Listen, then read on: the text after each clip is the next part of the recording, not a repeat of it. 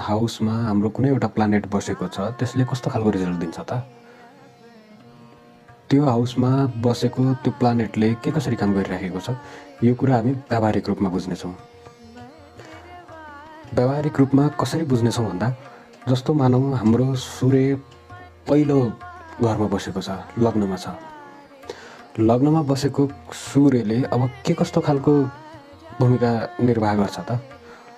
यसका लागि हामीले बुझ्नुपर्ने कुरा के हुन्छ भन्दाखेरि चाहिँ सूर्यको कार्यकत्व के हो, सूर्यले कुन कुन कुरालाई डिनोट गर्छ, सूर्यले के गर्छ। जस्तो मानिलिउँ साथीहरू दुईटा उता राखेर हिँड्छ मजाले, कसैलाई आवश्यक पर्दा ऊ सहयोग गर्नका लागि अग्रसर छ, ऊ अलिकति कम बोल्छ, नर्मल भन्दा नि ल मानौँ कमै बोल्छ अलिकति भनेपछि उसको सूर्य राम्रो काम गरिराखेको छ, पोजिटिभ रिजल्ट दिनलाई बाध्य छ।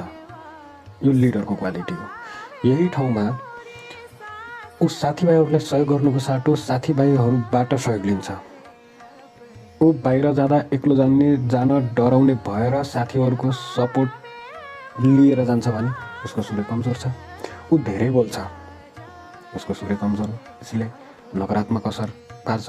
यसले सूर्यमा हुनुपर्ने नेचुरल गुण जुन राजा नै हो, राजाको गुण नहुन सक्छन्, यो सूर्य कमजोर होला।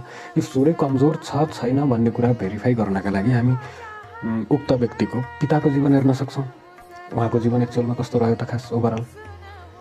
यसरी हामी प्र्याक्टिकल ज्योतिष सिक्नेछौँ, प्र्याक्टिस गर्नेछौँ। किताबमा पहिलो घरको सूर्य राजा हो भनेर मात्रै त भएन, हाम्रो जीवनमा कसरी फलित भइराखेको छ त हामी यो कुरा चाहिँ यहाँ बुझ्नेछौँ। जस्तो सूर्य अर्को हो नेमफेम।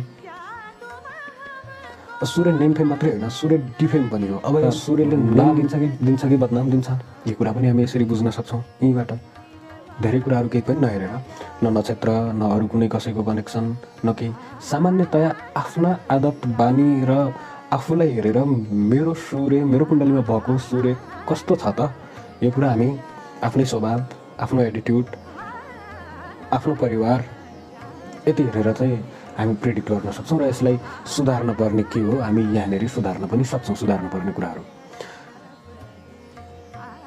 प्र्याक्टिकल ज्योतिषलाई हामी यसरी प्र्याक्टिस गर्नेछौँ,